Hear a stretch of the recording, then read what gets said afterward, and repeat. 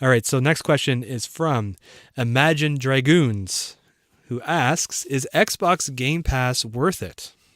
Well, yeah, it's kind of a hard question to answer in a certain way because it all depends on what you kind of want out of it or what you're really doing on your Xbox. I mean, to break it down to the most fundamental level, if you think about it, you're paying $10 a month and you get access to all of Microsoft's first party titles.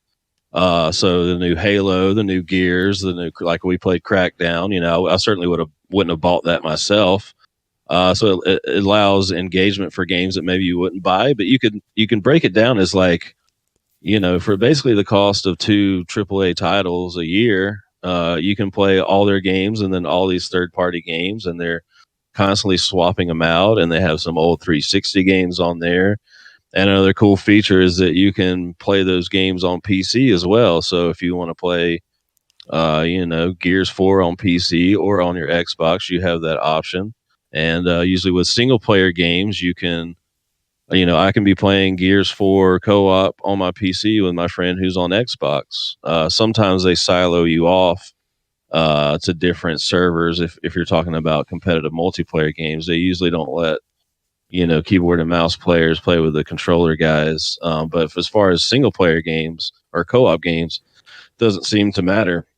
So there's a lot of benefit to that. I mean, I was kind of hesitant in that I usually buy all the first party games. I still like buying physical things, so I would be the type of person that would show up day one to buy Gears 4 or Halo and get the collector's edition and all that stuff. But I ended up getting Game Pass last year when Sea of Thieves came out and then State of Decay and all that because I'm like, well, it's kind of difficult to convince all your friends to like buy something that you don't know how good it is. Like with when we played Sea of Thieves last year, the only reason why we played that is because it was on Game Pass and we could all just download it for basically $10 a month. It was $1 Um, because they had a yeah, thing.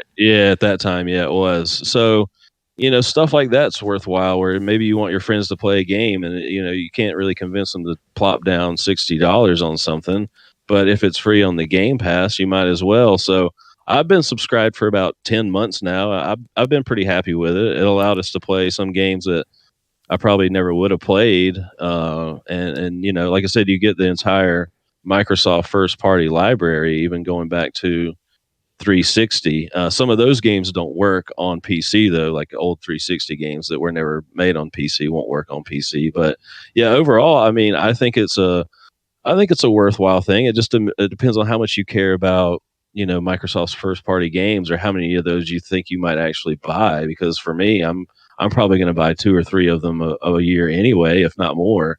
So I mean, you're literally saving money at that point. So what do you think about it? Okay, for me, it's been 100% worth it. I've got my money's worth, like like absolutely 100% got my money's worth. And like it's not just the first party games because they released the new Tomb Raider this past month. And I haven't played that yet, and that only came out in like November. And I think you bought it like day one because you love Tomb Raider. Yeah, it kind of sucks when you see stuff like that, but that's Yeah. the price you pay when you buy games day one now. Yeah. And that's a pretty fast turnaround because it's kind of like Netflix, where Netflix doesn't get the latest releases for like 6 or 7 months. And like, what is that? That's like 4.5, almost 5 months. Tomb Raider, boom, is on the Game Pass for $10. And it's Yep. not the only game that's great on there. Like, there's a lot of games, and I've played a ton of them. Like, there's games I'll never play, like older 360 games I've played once before. I wouldn't play those. And then there's a ton of indie games that I'm not really interested in. But there's been so many games that I have been interested in, either pre-ordered because it was like a physical release, or I was gonna buy it digitally, like a smaller game, like Two Crowns or whatever, and it ends up going on to the Game Pass, and I don't even need to buy it because I've already subscribed to it. So I've saved a lot of money that way, and it's also like you said, it's a good way to find games to play with friends without anybody really committing. So like Sea of Thieves definitely was a great game to get off of that because we were unsure if it was going to be good or not. And the game's fine. It's just it's bare bones. It's not what it should be. but it's like we had our fun with it for like a week or so, and then we moved on from it. And like we all got Gears 4 when it first came out, but it's on Game Pass. So people who haven't played it yet can all get their buddies on there and play Horde mode or PvP or whatever. And Forza, I really like Forza 3, and then I pre-ordered Forza 4, and then when the Game Pass thing came out, I canceled my pre-order and just got Forza 4 on the Game Pass for basically nothing.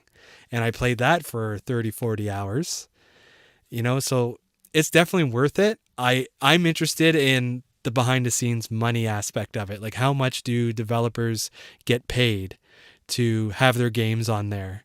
And I'm pretty sure they get a lump sum to be on it. It's not like only 10 people downloaded and played your game this month, so you're getting this much in royalties or whatever. I think it's Yeah, that's the biggest mystery to this whole thing. It's kind of like the free games that you get every month with PlayStation Plus and Xbox Live, and it's like, how do you offer that? Like, there's obviously some back end compensation. So I'm wondering if it works like maybe it's based on the amount of downloads or people that engage with it, like how much that would translate to normal sales, and then they give them like a reasonably close amount of money, or if maybe it's a deal up front, like we'll give you this much more. Yeah, it's hard to say. I mean, no one really knows. Everyone's been trying to figure out the answer to this question, but in the case of like a Game Pass, though, what's insane about it is you get their first party AAA $60 games for $10 a month, and like I just don't see how that's worthwhile. I can see some of these little smaller games that maybe like wouldn't, you might overlook them if you're looking through the store, but yeah, having their AAA first party titles on the service is just insane to me. It is kind of crazy. Like day one, if they put it on later, like they did with Tomb Raider, then at least everybody at the beginning bought the game full price, played it, whatever. Now it's like the second wave, third wave of people who were maybe on the fence or just haven't gotten to it yet. Now they can get it on Game Pass. But day one, offering your game for basically nothing, I have no idea how they're making money off that, because now people are going to expect that. They're going to expect a game to end up on Game Pass or to be part of that month's gold or plus membership for free. We're being trained to like wait it out because they're going to give us this indie game one day, and I don't want to drop $20 or buy it for $10 when it's on sale. I'm going to get it for free one day and I can wait. You know what I mean? Yeah, like we're being trained. Yeah, and it's crazy because with this, I mean, it's not like the game will be on there for a little while. Like sometimes on Netflix, like certain movies will be on there for a few months and then they take it off. Like their first party titles are on there permanently all the time. So there's literally no reason to ever to go to a GameStop or Amazon or whatever to buy a first party game if you have Game Pass. And that's just insane to me. Like, why would you ever spend $60 at that point? I just don't, because, the third party games and some of the smaller games, like they take games off and put games on. So, like I was wanting to go back and mess around with that Zombie Army trilogy that we were playing a while back, but they've already taken that off there. So if I wanted to play that game again, I would have to buy it. So it's just crazy that you literally don't have to buy the first party Xbox games or Microsoft Studios games if you have Game Pass. Well, they have that, like you get a certain amount off if you buy it while it's on Game Pass. And I don't know. Okay. I wonder if like how many people actually do that, because like what game do you want to actually own after it's off Game Pass? Yeah. It's been on there for 6 months. You know what I mean? Yeah, like I said, I'm a struggle with that because I still like to buy physical copies of games. I like having the case and putting it on my shelf and putting them all in alphabetical order and all that stuff because I'm still one of those guys. So they're breaking me of it slowly but surely. But yeah, that's the only other thing. Because like I said, if they come out with Halo 5 was kind of the perfect example. This was a little bit before Game Pass, but I bought the collector's edition of Halo 5 because I always like the little statues and everything they come with. But the collector's edition just came with a digital copy of the game, so I didn't even actually get the physical copy. So I imagine if you had like a Halo, the next Halo game, Halo Infinite or whatever, if they have a collector's edition for that, it's probably just going to be all the collector stuff, and you'll just play the game on Game Pass. I expect. I don't know.